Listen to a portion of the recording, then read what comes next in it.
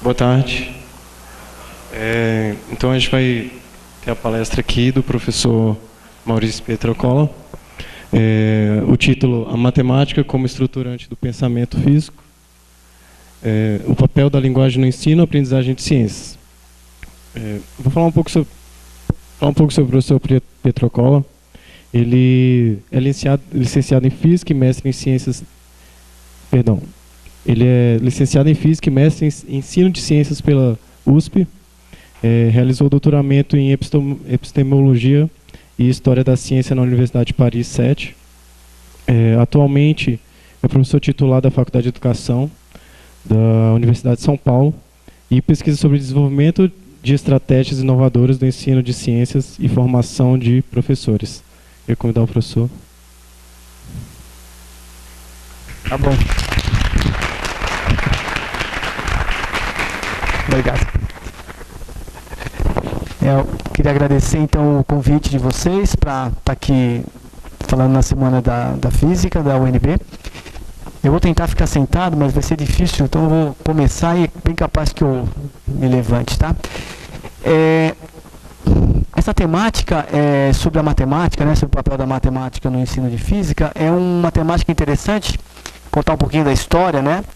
Isso eu começo a trabalhar em 2005, mas ele é uma temática que tem vários momentos, né? Eu escrevi um primeiro artigo nessa época, em 2005, aí depois eu tive chance de escrever outras coisas em 2008, 2009, e finalmente eu orientei um doutorado de um aluno que hoje está na Noruega e que fez exatamente sobre esse tema.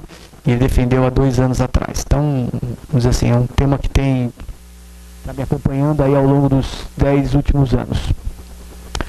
Bom, como que começa essa discussão, né? Eu conversando um pouco antes do seminário com o Anthony, trocando experiências, né? Eu nunca fui um aluno brilhante em matemática, tá? Eu sempre, se me perguntarem por que eu vim fazer física, foi muito mais pela parte fenomenológica e pelo um certo tipo de pensamento intuitivo na física que eu me identifiquei com a área e não pela matemática. Tá? Agora desligou. E esperar voltar. Alô? Eu acho que tá baixo, hein?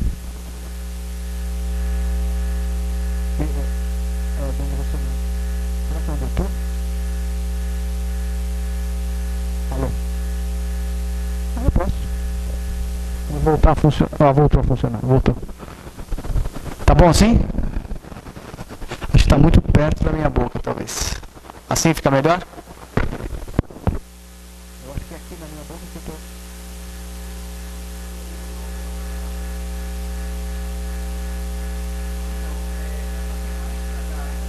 Da matemática, ela é muito pessoal, tá? Quando eu fui dar aula de física no ensino médio, esse problema voltou, né? Então é muito comum a gente conversar com os alunos, né?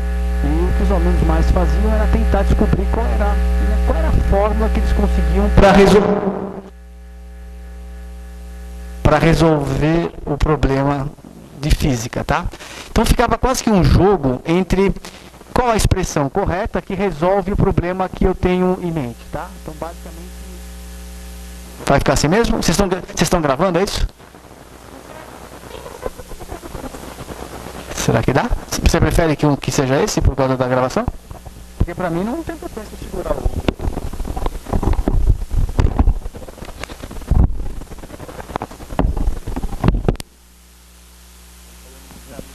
Ele está dando muito chiado, né? Bom, então a ideia é mais ou menos essa, e o que me flagrou realmente, chamou a atenção que isso precisava ser estudado, foi quando num curso de formação de professores, os professores comentando, né, sobre essa discussão da matemática, se os alunos vinham muito mal formados, né? Então isso é uma discussão dos anos 2000, tá? Você imagina que hoje essa discussão é muito mais complicada. E aí o professor falava, não, eu costumo ensinar até onde é física. Daqui para baixo é matemática, eu deixo os meus alunos terminarem sozinhos.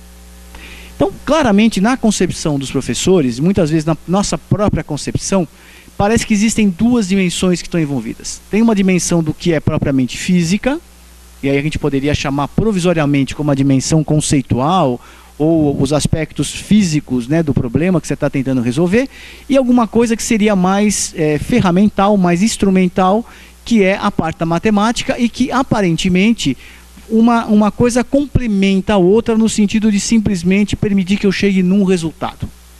Tá? Essa coisa é estranha porque se você fosse discutir isso com os físicos, né, profissionais, né, e eu trabalhei num departamento de física por 10 anos, embora hoje eu esteja na faculdade de educação, claramente um físico não faz essa distinção. Quer dizer, não existe alguma coisa que eu possa chamar de física conceitual e a matemática, as coisas são muito misturadas. E aí eu resolvi enveredar para estudar um pouco esse problema com um pouco mais de detalhe. Então, basicamente, o que eu começo argumentando é que essa questão é importante não só porque existe uma questão complicada aí na relação entre a física e a matemática, mas que quando a gente subestima essa relação, a tendência natural é você cair em algum tipo de visão epistemológica, né? Quer dizer, uma visão de conhecimento que simplifica a coisa separando isso em duas dimensões. Tem alguma coisa que é tipo física, alguma coisa que é tipo matemática. O professor de física fala, a coisa que é tipo matemática não é minha responsabilidade. A responsabilidade é do professor de matemática. Se ele não fez esse trabalho direito, se meu aluno não sabe matemática direito, não é problema meu. Ou no limite é um problema meu, mas eu vou, de certa maneira, suplementar alguma coisa que ele já deveria chegar na minha aula sabendo. Então, a questão que aparece é que, basicamente, se você levar esse problema ao pé da letra, é quase como se a gente tivesse uma situação de que a matemática do matemático é igual à matemática do físico, ou em outra maneira. O uso da matemática que faz um matemático é o mesmo uso que faz um físico? Se o uso for o mesmo, talvez essa concepção epistemológica que eu chamo de ingênua, ela esteja certa.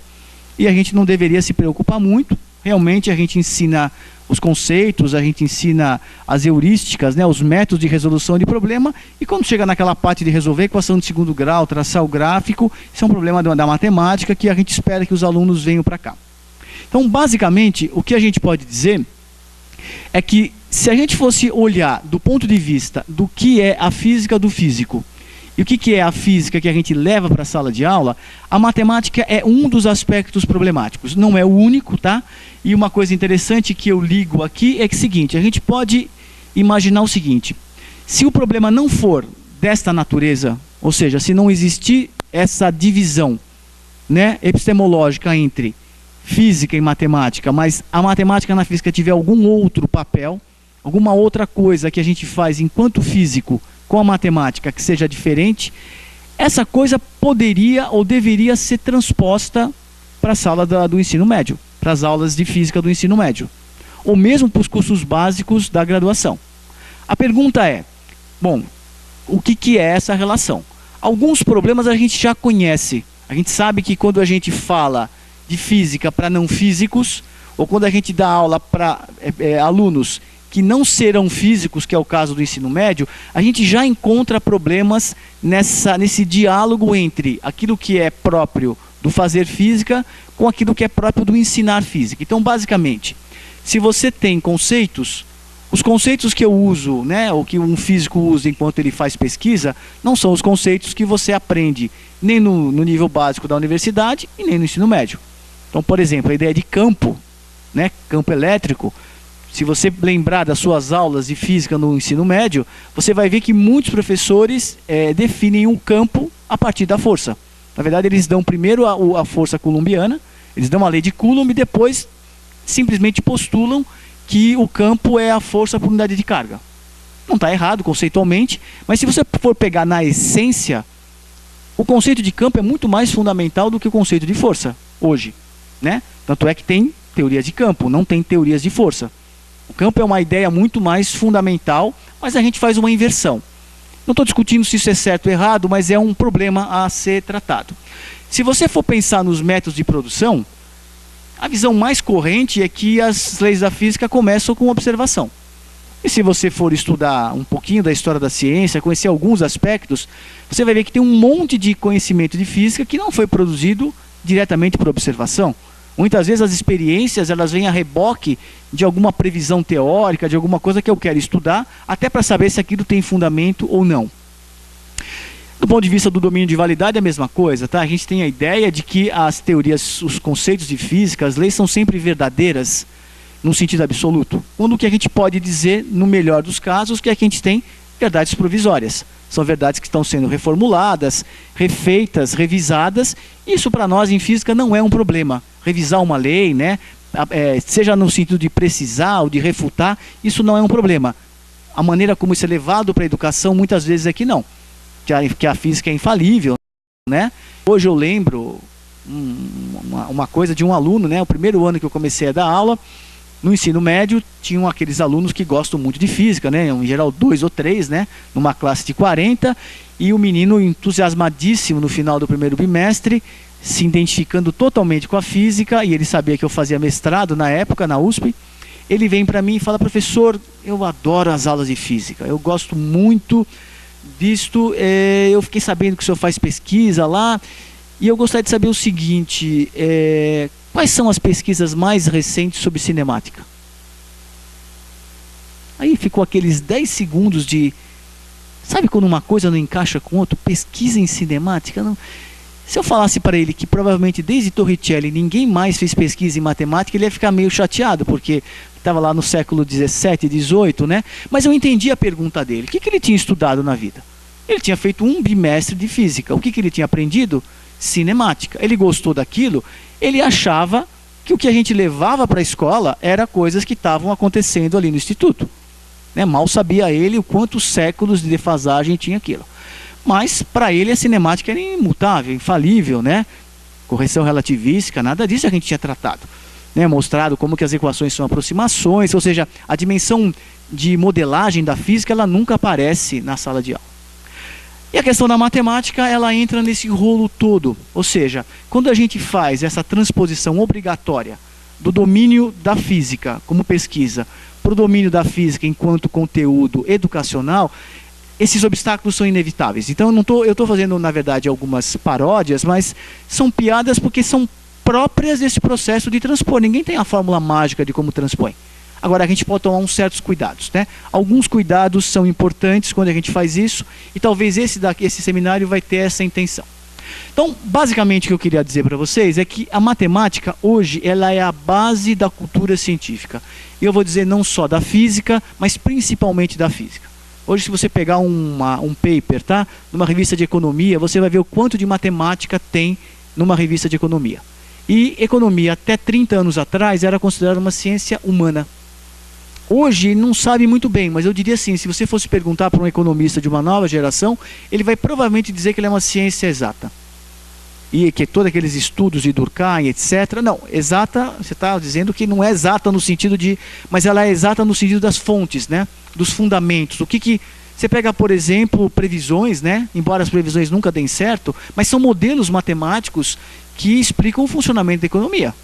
Se você for discutir, for num congresso, você vai ver isso.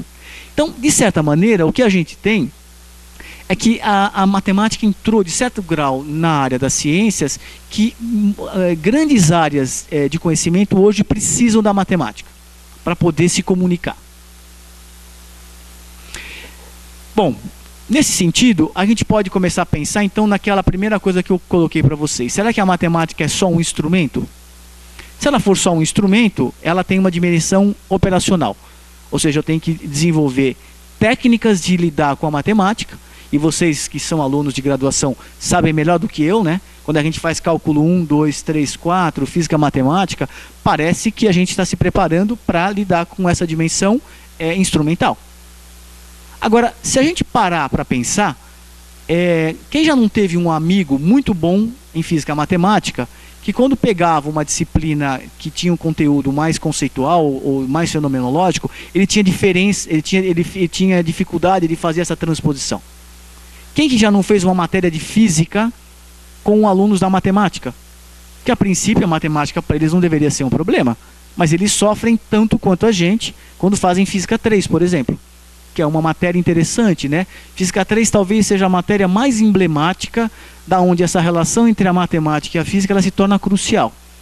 Eu me lembro até hoje a situação horrível de angústia, que era de saber qual era, para onde que um problema de física ia e não saber como calculá-lo.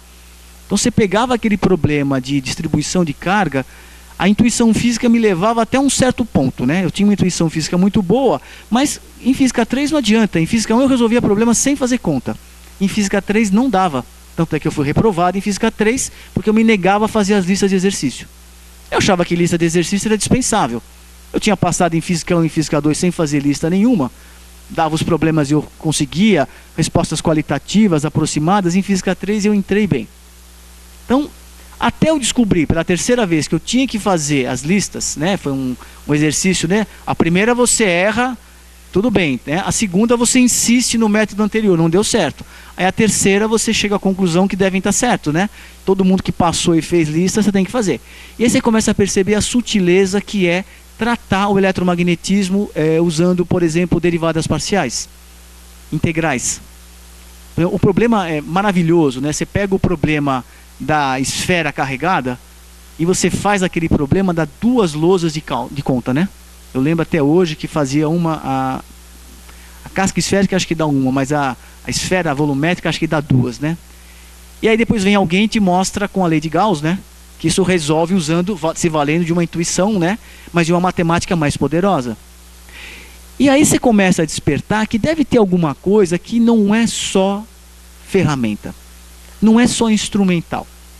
Quer dizer, o meu pensamento intuitivo, por que ele só ia até um certo lugar na física 3, mas ele não dava a resposta? Parecia que ele não tinha a potência necessária para percorrer o caminho todo da solução do problema. É como se o meu pensamento tivesse estruturado em cima de alguns princípios. Então, provavelmente, eu imagino que eu usava princípio de minimação, uma versão intuitiva de um princípio de minimação. O princípio da razão suficiente, né? Uma coisa só acontece se tiver pelo menos uma razão suficiente para ela acontecer. Nada acontece aleatoriamente em física, né?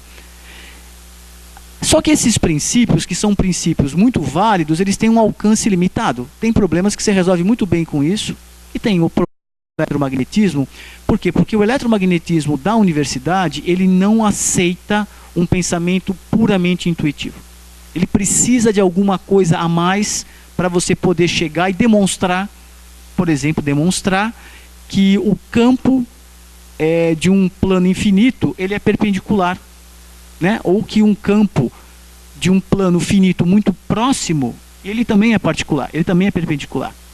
Você consegue pensar e imaginar, mas se você quiser demonstrar, você não demonstra intuitivamente. Você pode dar um monte de razões, você pode dizer que as componentes paralelas vão se cancelando mutuamente à medida que você aproxima, mas se você estiver muito longe, por exemplo, vira um ponto. Como que eu negocio essas aproximações? É a matemática que me faz isso. Eu consigo formular um problema em termos matemáticos, eu dou a resposta geral e aí depois eu brinco com os limites. A minha intuição nos limites ela vai bem, mas no meio do caminho ela não funciona. Se eu tiver, por exemplo, numa placa de 1 metro quadrado a 3 metros de distância, que não é nem muito perto nem muito longe, eu não sei quanto que dá.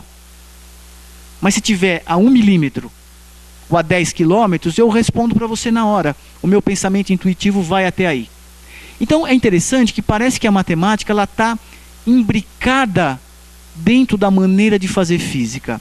E aí eu costumo dizer, aí é o moral da história, é que o físico usa a matemática para organizar, ou se você preferir, que é o termo que eu gosto mais de usar, para estruturar o seu pensamento. E o interessante disso tudo é que esse processo, ele não é um processo que foi dado de presente. Ele é um processo que tem uma história, ele foi uma construção. E é interessante que o Michel Paty, que foi meu orientador no doutorado, ele tem alguns textos sobre isso, e ele diz que é interessante que a matemática, ela lida com o drama, que é a relação entre o real e o abstrato simbólico. O real é aquilo que é do jeito que é, tá? É a coisa em si. O abstrato simbólico é aquilo que eu decido que melhor representa um aspecto do real. Então, de certa maneira, nessa visão, né, idealista, para eu melhor representar o real, eu preciso me afastar dele.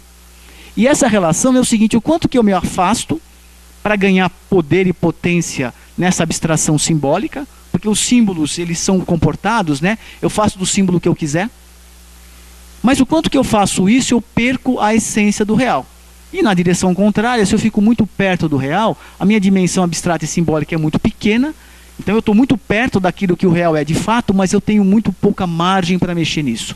Então é um drama, eu nunca resolvo esse problema. Eu estou sempre sabendo, estou sempre na dúvida se eu me afastei ou se eu me aproximei demais. E quem resolve isso é justamente a matemática. A matemática, por força de hábito, ela trabalha entre isso. Nossa conversa de antes teve vários insights, né? Por exemplo, a visão idealista da matemática despreza isso. Os matemáticos que consideram a matemática como uma linguagem desvinculada da realidade, eles acham que isso não é interessante.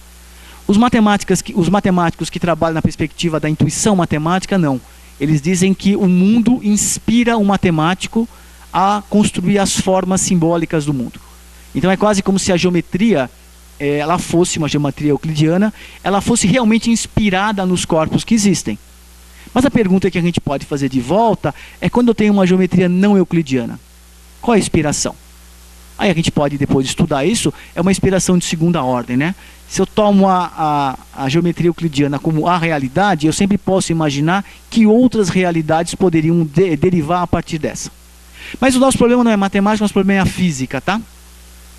Então, basicamente, o que existe aqui de interessante, e é uma frase bonita desse autor, o Lautmann, que é um filósofo da ciência, ele fala assim: há um real físico e o milagre a ser explicado é que haja necessidade das teorias matemáticas mais desenvolvidas para explicá-lo.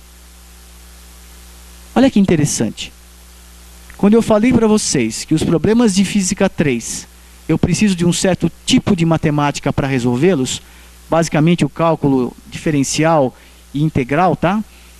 A pergunta é, isso é natural que a física precise que os fenômenos físicos possam ser representados matematicamente?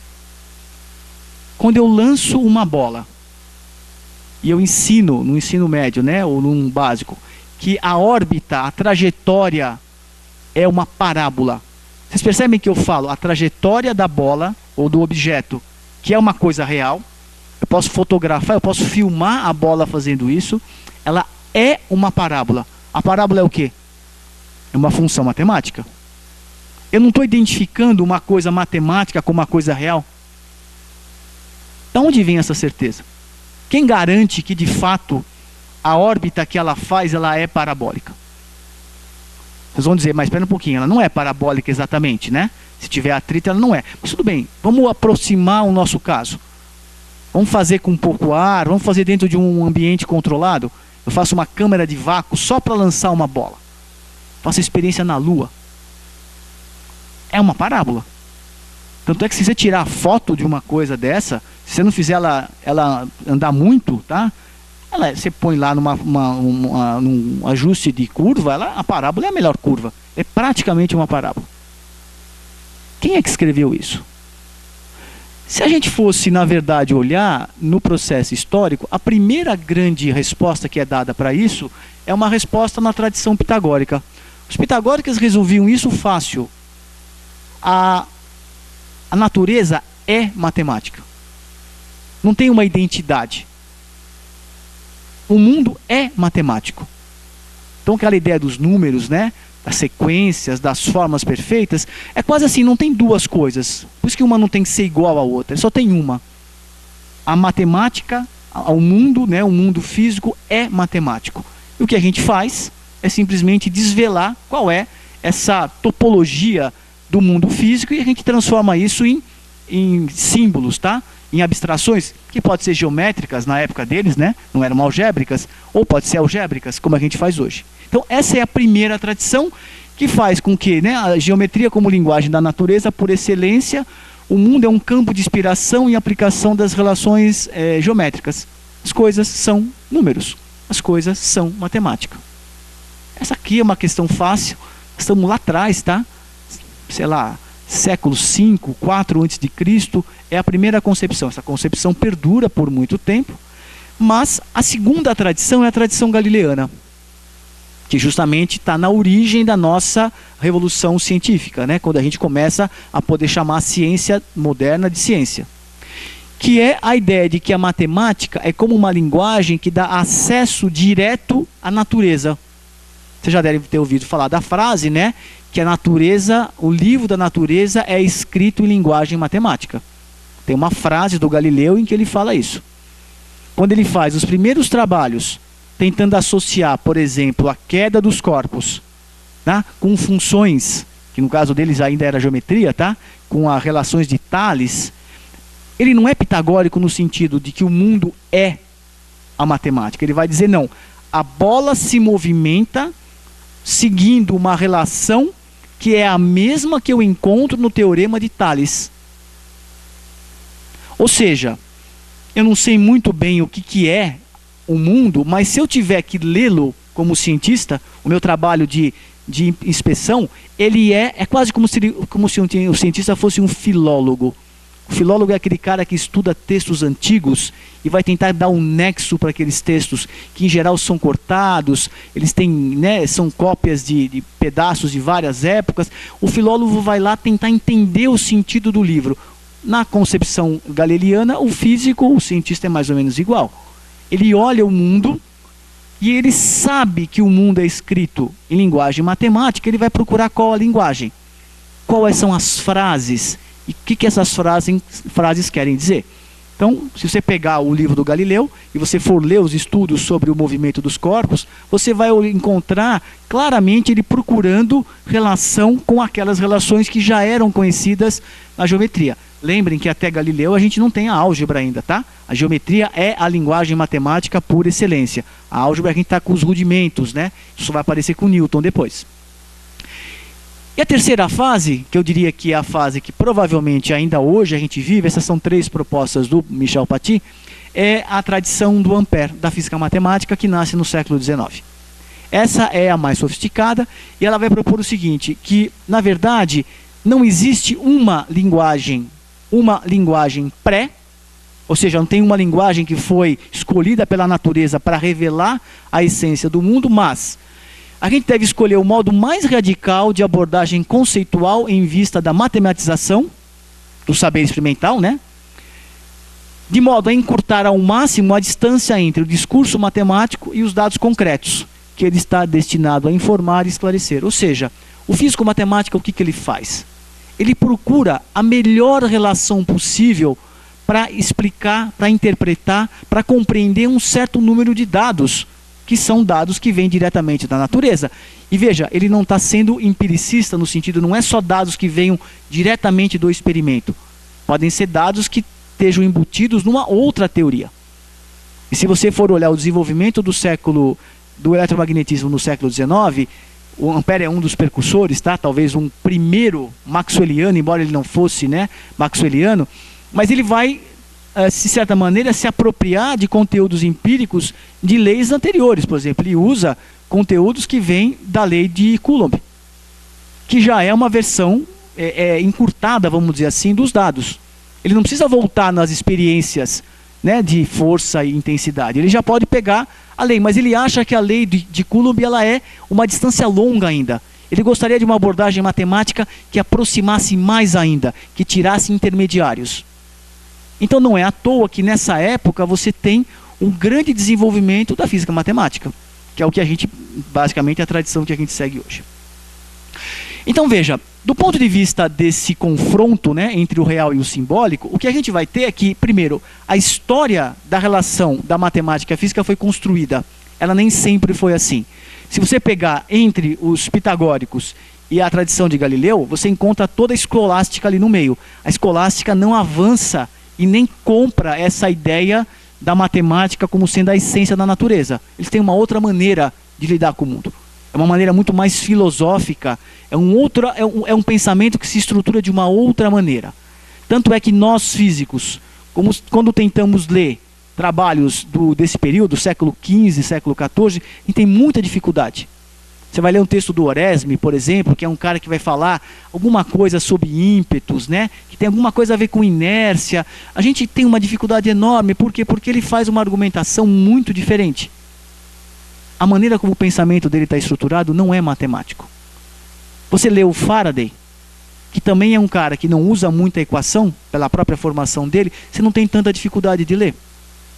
Embora o Faraday não use explicitamente equações, o pensamento dele já é matematizado. Tanto é que ele usa figuras geométricas, desenhos. Você bate o olho ali e você fala, mas isso aqui é um rotacional, isso aqui é um divergente. Ele não sabia disso. Mas hoje, com o olhar moderno, a gente sabe que essas ideias já estavam na cabeça dele. Tanto é que o Maxwell, quando pega essas equações, ele faz um progresso muito rápido, e mesmo morrendo com 48 anos, o Maxwell faz um trabalho maravilhoso, porque ele tinha toda uma base já pronta, experimental, feita pelo Faraday. Então veja, é quase como se o Faraday usasse a matemática sem sabê-la. É gozado isso, né? A gente sabe um monte de matemática e não sabe usar, né? Muitas vezes. Ele não sabia matemática, mas sabia usar. Então, na verdade, o que eu estou tentando mostrar para vocês é que essa questão é muito mais complicada do que simplesmente eu dividir em duas partes. Eu simplesmente digo que uma parte é epistemológica, uma parte é conceitual e uma parte é de aplicação. Não resolve. Se eu for tentar esperar que os meus alunos apenas aprendam matemática, do jeito matemático, para depois usar isso nas aulas de física, não vai funcionar. É aquilo que a gente vê do aluno que eu falei no começo, tentando botar um monte de fórmula do lado e tentando ver que fórmula encaixa.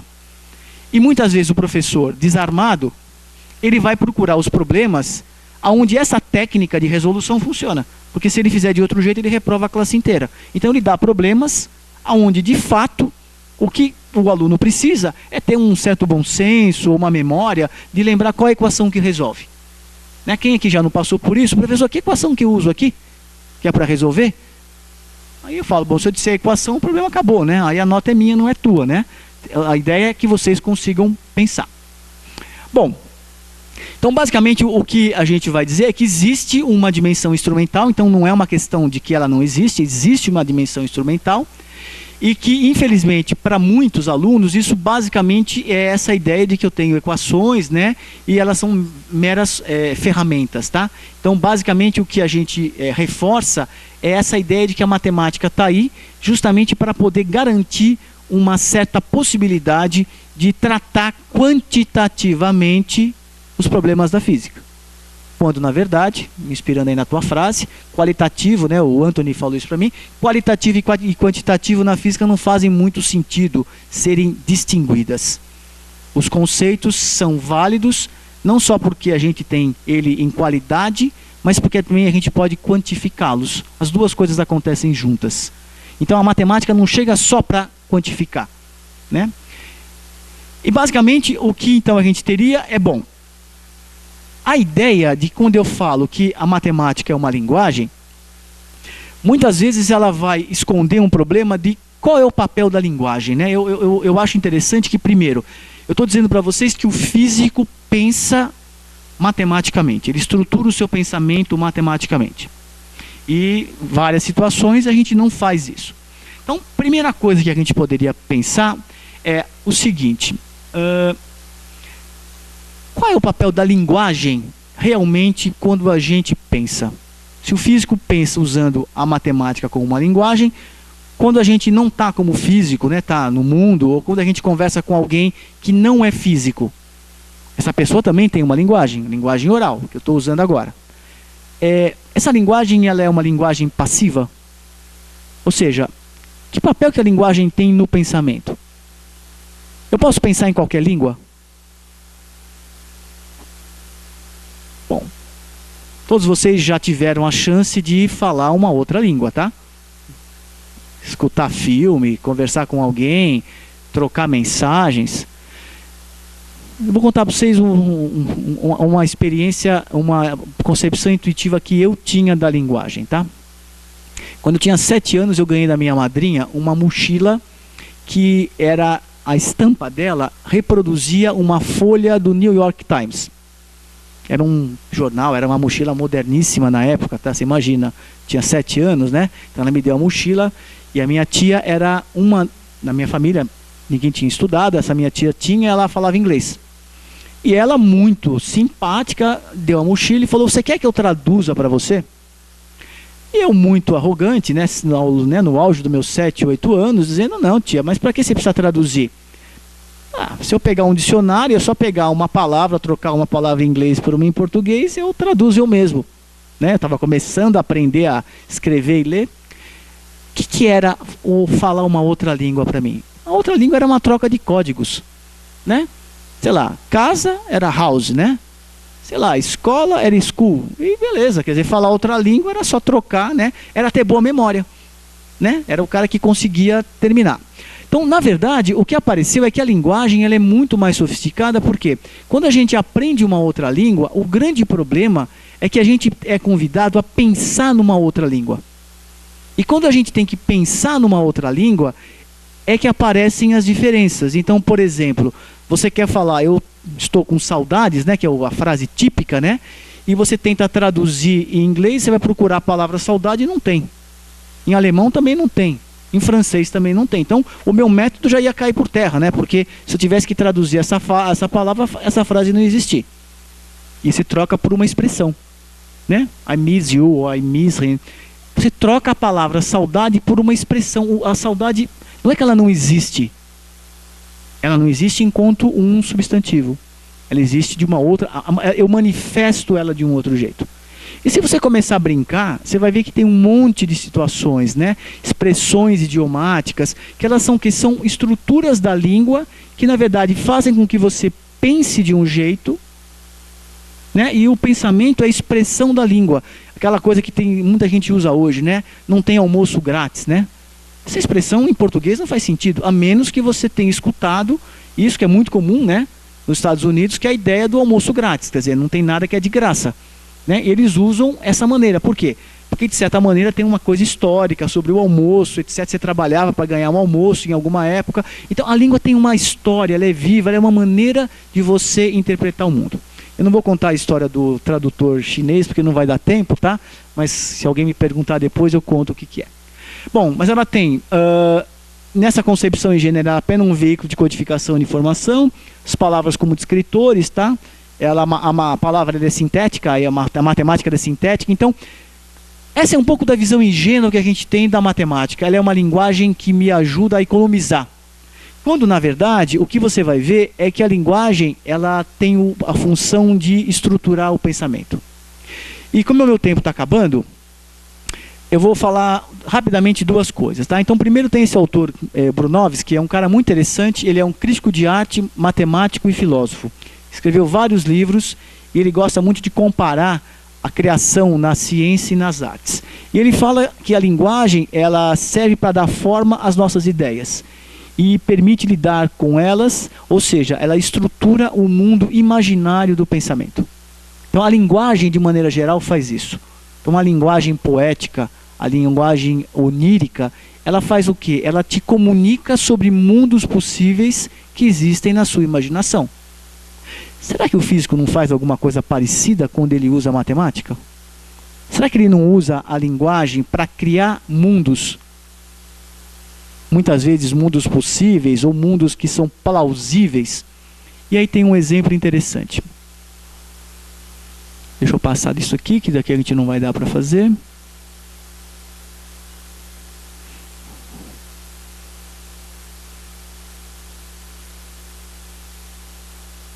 Aqui. Se você pega o século XIX, eu gosto muito de eletromagnetismo, da história do eletromagnetismo, por isso que os meus exemplos acabam sendo sempre daí, tá?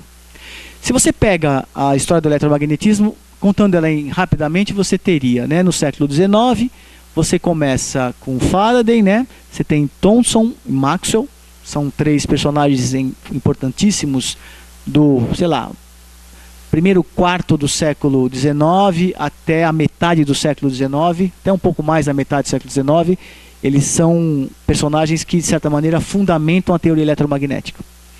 Basicamente, o que eles vão te propor, né, como visão de mundo, é que as ações são mediadas por campos. Então, é uma corrente que vai se opor à corrente newtoniana tradicional, da qual o Coulomb faz parte, aquela ideia de força à distância, instantânea. E essa ideia, ela se materializa com o conceito de campo e uma série de equações diferenciais que relacionam grandezas ligadas ao eletromagnetismo. Campo elétrico hoje, campo magnético, constantes, né? Constantes dielétricas.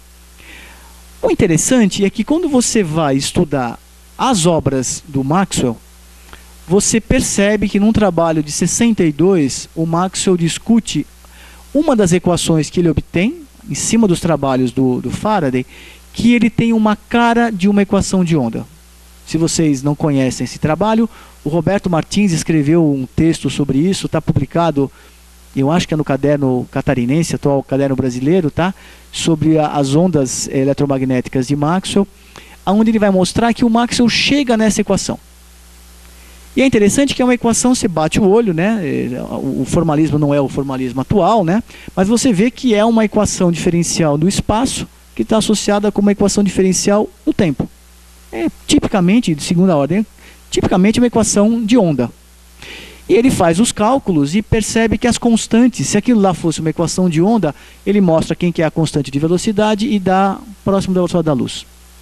E ele joga a hipótese que aquilo ali deveria ser a natureza da luz deveria ser eletromagnética. É interessante que a briga entre a visão ondulatória e a visão à distância, ela continua ao longo desse período todo, tá? A gente sempre conta a história na perspectiva de quem ganhou, mas o Weber e outros autores continuam investindo numa teoria coulombiana com potencial retardado, ou seja, eles não acreditam no campo.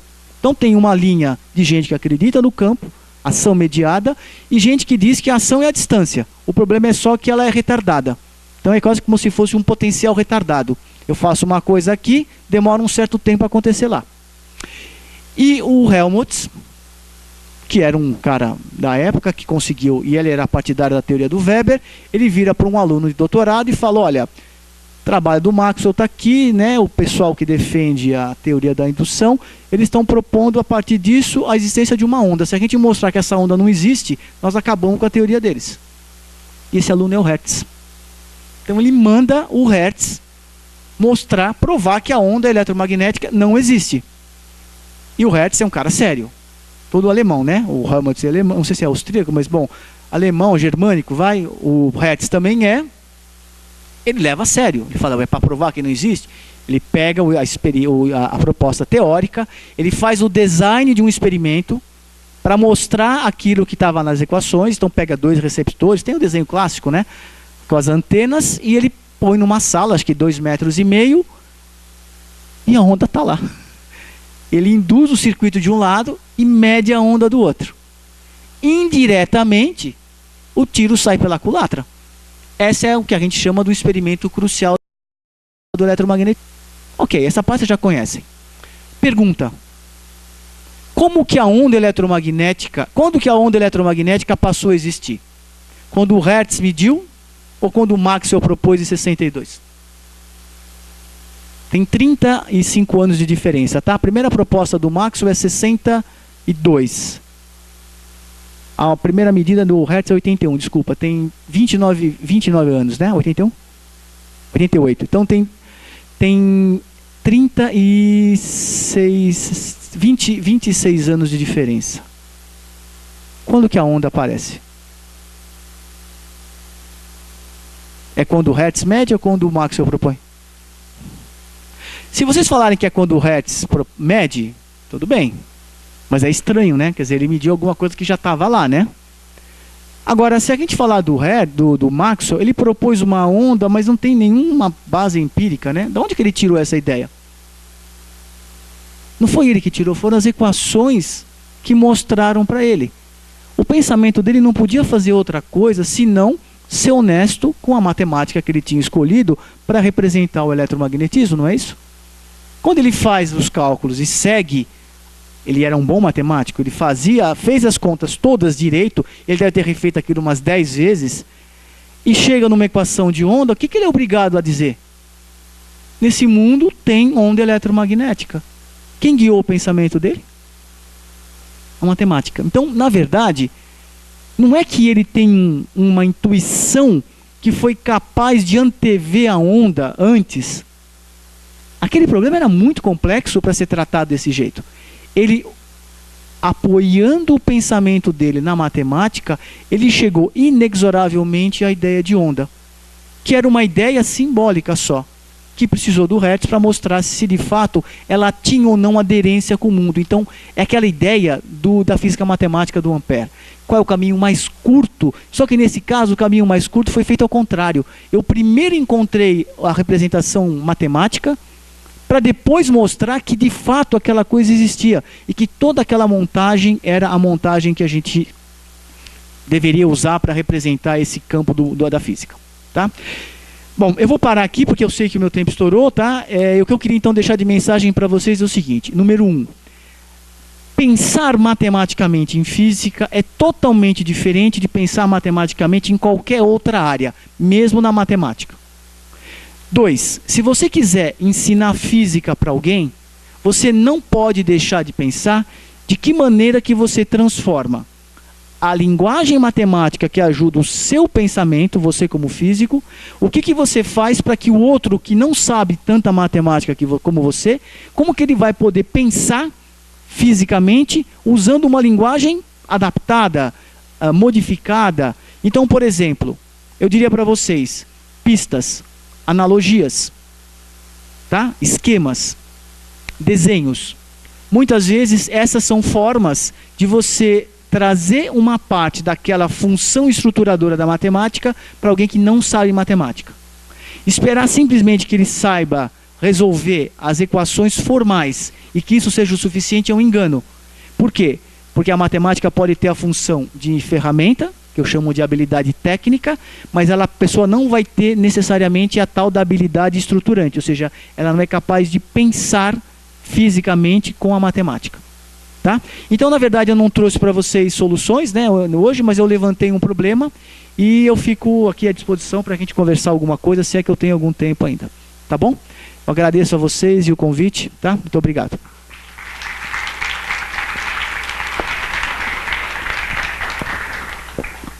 Alguém tem alguma pergunta para o professor? Algum comentário?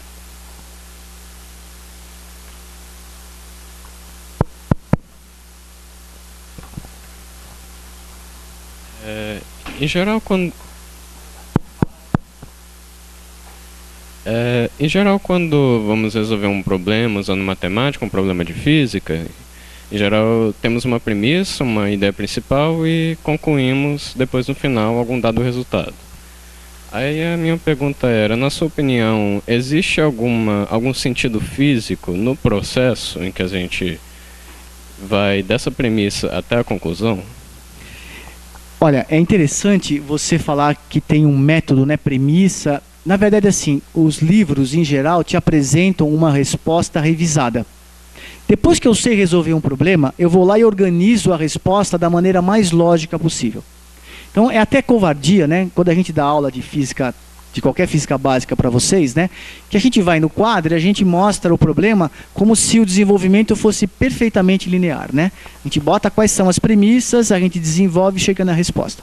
O que nunca ninguém disse para vocês é que a gente, como professor, quando vai dar aula a primeira vez, a gente faz esse problema umas 30 vezes. Por quê? Porque a gente só sabia resolver ele como aluno. Como aluno, como que a gente resolve? A gente erra um monte. E por sorte, de vez em quando, a gente acerta. Tanto é que corrigir prova é uma tristeza, porque você tem que tentar entender o que o aluno fez. Raramente um aluno resolve o problema do jeitinho que tem um exemplo lá. Os problemas são todos passados a limpo. Então, aí é que mora o problema. A gente vende, e aí isso não é só professor universitário, a gente vende um método de resolver problema. Quando, na verdade, não é um método. A gente, na verdade, oferece algumas dicas, algumas maneiras que, para muitos problemas, dão certo. Então, por exemplo, ensino médio. Pegue os dados que você tem, escreva de um lado. Faça uma representação pictórica do enunciado, faça um desenho. Eu acho que são boas dicas, tá? Mas não sei se funciona em todos os casos. Então, o nosso problema é achar que a resposta passada a limpo do problema é, na verdade, o jeito de resolver. Que é a mesma coisa que acontece quando você vai ler sobre uma descoberta. Você, quando pega o paper do cientista, ele está te dando a resposta que ele conseguiu, talvez pensando 5 anos, 10 anos, ou discutindo com um monte de gente. Aí ele escolhe qual é a melhor maneira de apresentar a argumentação sobre a resposta. A argumentação sobre a resposta não é a maneira como o problema foi resolvido.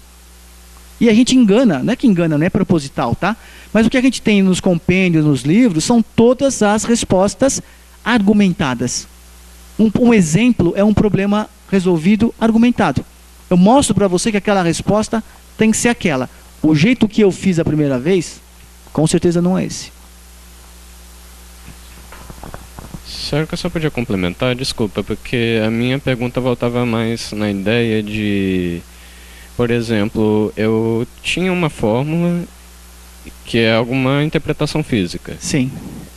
Aí eu quero chegar numa outra fórmula que também tem uma interpretação física. Sim. Mas, por exemplo, se eu dissesse que eu tinha que dividir por um dado valor, multiplicar por um dado valor, se isso também tinha um significado físico. Tá, na verdade isso... Tá, você está falando a manipulação que eu faço dentro, né?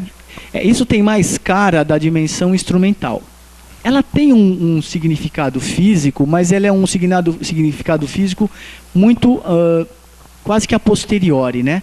Muitas vezes, para você poder resolver, ou para você poder generalizar, ou para você tornar uma expressão mais elegante, você faz manipulações matemáticas.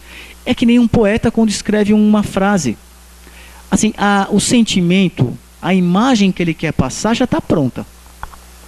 Tem vezes que o poeta fica um dia escrevendo uma frase. Por quê? Porque ele quer a frase que tem uma combinação de letras, de palavras, de finais, que é quase que estético. Então, a dimensão estética na física também é importante. E a matemática permite isso. Né? Você pega, por exemplo, todo mundo diz, não, as equações de Maxwell já estavam no trabalho de Maxwell. É verdade. A essência estava lá. Mas depois que você vê a formulação do Fitzgerald e do próprio Hertz, é muito mais elegante. São 4 equações. Ele mostra que não precisa de 30 equações, 60. 4 já bastam. E é um trabalho interessante. Nessa direção do que eu falei. É o menor caminho. Então ele tem uma intenção física, mas é muito mais lidar com a matemática. É o poeta que já tem a ideia e está lidando com a gramática, com a sintaxe, com o vocabulário. Só espera acho que o microfone, porque senão não vou escutar todo mundo.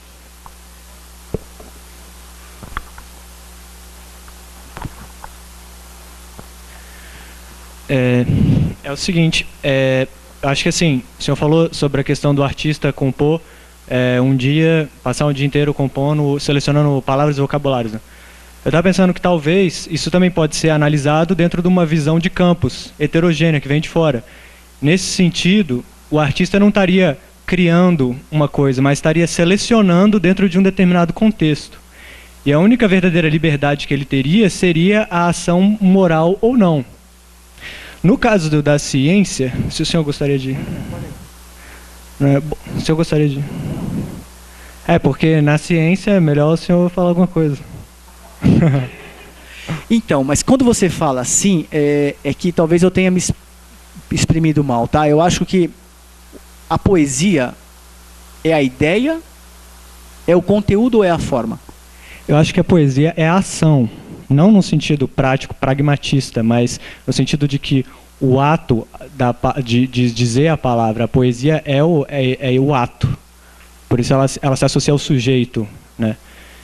Mas aí que está. Então, assim, o conteúdo, a matéria da arte, nesse sentido, ela não seria, enfim, vocabulário, peças e tudo mais. Ela seria a ação dentro de um contexto já pré-estabelecido. Na ciência se pode considerar isso. Mas é a mesma coisa. Eu acho que nesse caso, no fundo, você deu a resposta para a tua pergunta. Quer dizer, o cientista faz exatamente igual. O que interessa é a ação. Né? Então a gente está completamente desvinculado de qualquer propósito pragmático, qualquer solução de alguma coisa que tenha valor para além da própria ideia. É igualzinho. Quando o Maxwell lê a equação e diz que aquilo lá é uma onda, é exatamente o poeta. Ele escreveu alguma coisa, ele chegou e a ação dele é essa. Ele afirma alguma coisa que reverbera naquelas pessoas que estão conectadas. E é interessante que, nesse sentido, a poesia também não é para qualquer um, né? O poeta, quando faz a ação, essa poesia reverbera nas pessoas de maneira muito diferente. E, logicamente, tem poetas que são mais, sei lá, democráticos, no sentido de fazer uma poesia para todos, e alguns que são muito mais herméticos. Então, o cientista é exatamente igual. Só que o cientista, né, naquela discussão fazia muito sentido lá, e a tua colocação é perfeita. O que interessa é a ação. Agora, o interessante é que, tanto no caso da poesia como da física, as duas coisas têm dois lados. Você tem, eu não vou nem falar de conteúdo, tá? Mas tem o significado, aquilo que o veículo, que é a poesia, o texto poético, né, as estrofes, ele faz chegar em você. Então, quer dizer, chega em você as frases, as palavras, e você decifra elas. Mas, para além disso, vem alguma outra coisa que é a intenção do autor. Na ciência é exatamente igual. Vem as equações, vem tudo aquilo, mas a intenção do autor vem junto. Que no caso do é a concepção, olha, o mundo pode ser mediado por campos. Exatamente isso. Tá? Obrigada, vamos agradecer o professor agora. Eu vou ficar mais um pouquinho por aqui no intervalo, se a gente quiser pode conversar mais, tá? Tá bom, obrigado, viu?